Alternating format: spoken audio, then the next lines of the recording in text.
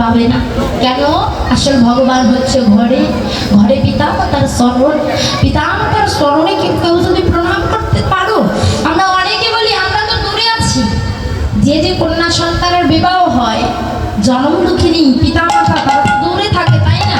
তাদেরকে প্রণাম করবে কিভাবে? প্রভাতে উঠে বিছানাতে বসে পিতা মাতার প্রণাম মন্ত্র জপ করে দূর থেকে প্রণাম করবেন, দেখবেন পিতা মাতার আশীর্বাদ সবসময় আপনাদের মাথার উপরে থাকবে বাবা। তাই আজ সেই ভগবান জগৎজীবকে শিক্ষা দিয়ে বললেন, জাগতিক জগতের জীব, যদি তোমাদের মনে থাকে আমাকে পাবার বাসনা, তোমরা আগে করো ভালোবাসা। কোন বাসা? বললেন ভালোবাসা। এই জাগতিক জগতের ভালোবাসা নয়, আবার যে যে বাসা বাড়িগুলো ইট বালি সিমেন্ট তারা তৈরি করে সেই বাসা নয়। কোন বাসা? সেই বাসা। কোন বাসা? আপন আপন দেহ বাসা। তাই প্রভু আমার প্রীতির মূর্তি ধরলেন, বললেন প্রীতি প্রীতি সবাই করেছে, প্রীতি কাহারে বলে? রাগের ভক্তরা প্রীতি করিয়া ভব পারে যায় তোরে। কোন কোন ভক্ত প্রীতি করে অনলে পুরিয়া মরে, কোন কোন ভক্ত প্রীতি করিয়া অনুরাগের বাস্তব জগতে প্রীতি করি, সেই প্রীতি সে প্রীতি নয়। এই প্রীতি করিলে থাকে না সেই প্রীতির ভয় তাই। তাই প্রভু আমার প্রীতির মূর্তি ধরলেন, আর যখন প্রীতির মূর্তি ধারণ করলেন নদিয়ার মাঝে লক্ষ্য করে দেখলেন যেন একখণ্ড চাঁদের উঠে রয়েছে। দেখলেন কি? একখণ্ড চাঁদ। কোন চাঁদ? বললেন আজুকিয়ে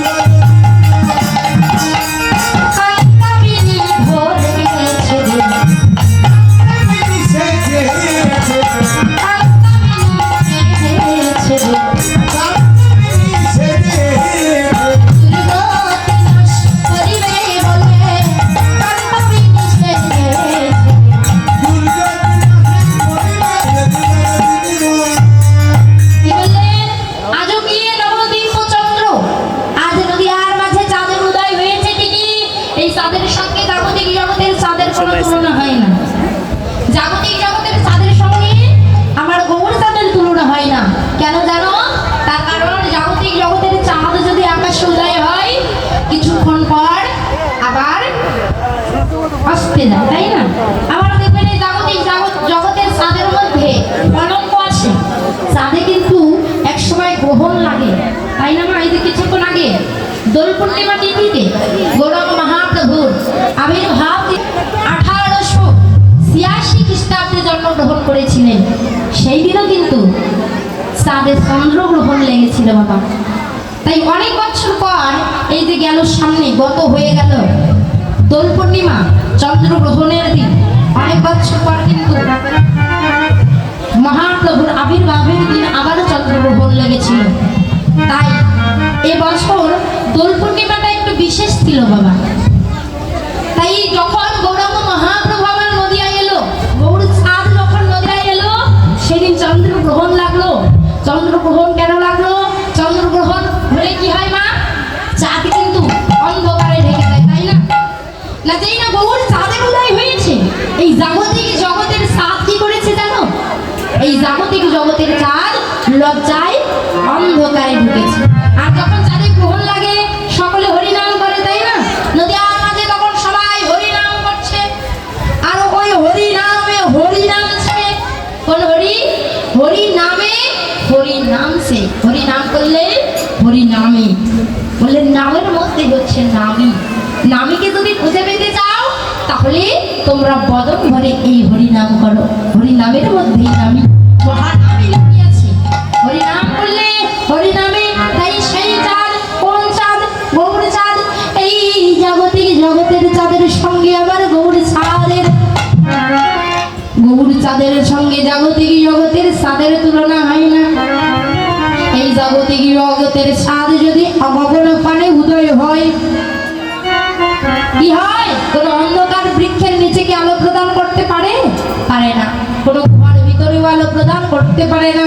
কিন্তু আমার গৌর চাঁদ যদি কোনো একজন ভক্তের হৃদয়ে একবার উদয় হয়, ও তার ভিতর বাহির আলো করে, ভিতর বাহির আলো করে, ভিতর বাহির আলো করে।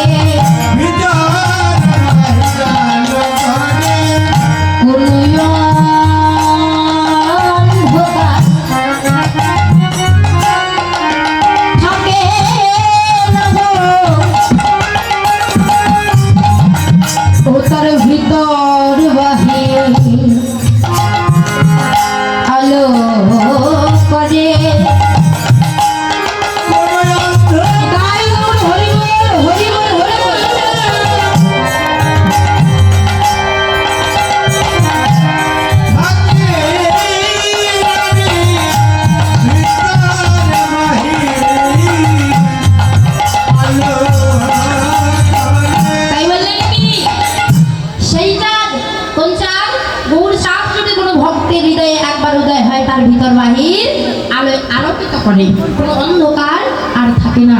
তাই বলে রাজকীয় নবদ্বীপ চন্দ্র কামিনী কাম কলিত মানস গতি বংশ গজদিনী মন্দ। আজ প্রভু আমার যখন নদিয়ার মাঝে উদয় হলেন বাবা, বললেন কামিনী কাম। কামিনী অর্থাৎ নারী আর কাম অর্থাৎ পুরুষ। প্রভু আমার নারী পুরুষ সেজে চলে যাচ্ছে। আর তার গতিটি কেমন জানো? তার গতিটি হচ্ছে ধীর গতি। বললেন কি? গতি বৎস গজদিনী মন্দ। গজ কিসের নাম বলেন তো? হাতি। তাহলে এই জাগতিক জগতে এত সুন্দর সুন্দর পশু থাকতে ভগবান আমার কেন নিজেকে হাতির সঙ্গে তুলনা করলেন গো? কারণটা কি? তার কারণ হচ্ছে কি জানো? তার কারণ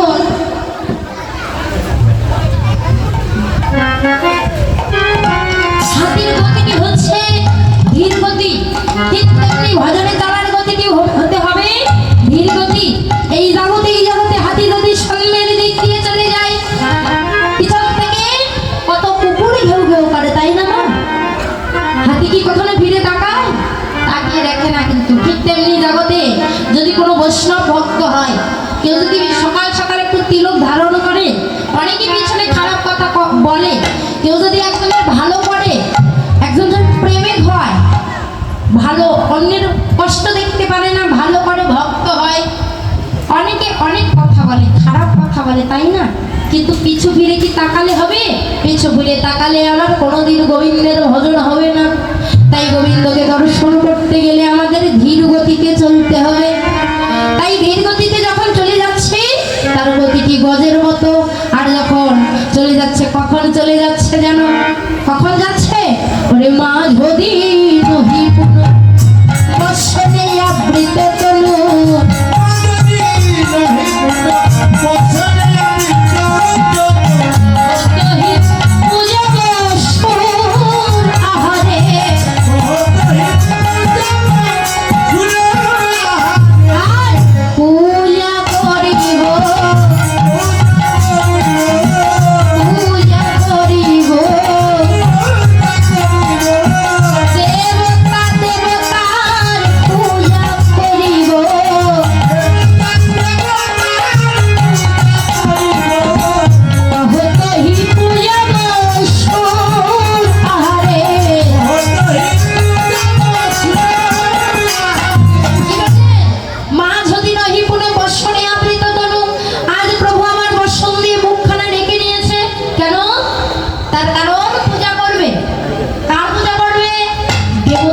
দেবতার পূজা করবে।